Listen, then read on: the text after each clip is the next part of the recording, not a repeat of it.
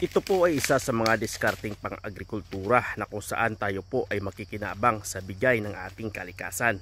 Pako-pako o ang bird nest ferns ay isa sa mga pinakamagandang gamitin sa usapin ng pagmamarkot. Maliban sa magaan ang materyales na ito sa pagmamarkot, ito ay libreng makukuha lamang talamak kung saan-saan. Maganda, malinis at may benepisyong hatid sa ating mga markot na halaman. Dahil ang mga pako-pako o mga ferns na ito ay nagtataglay ng tinatawag na compost. Sa tagal ng panahon na nakakapit ang mga ito sa puno ng ating mga halaman, nabubulok ang kusa, ang mga dahon at mga ugat nito sa matinding init at ulan. Masasabi mong maganda at safe na gamitin sa ating mga halaman ang mga pako-pako na ito dahil ang mga ito ay hindi nagtataglay ng mga lason o mga kemikal na matatagpuan sa ating ordinaryong lupa. Dahil ang mga ito ay kusa ng tinitirhan ng mga insekto, kagaya na lamang ng ating mga langgam.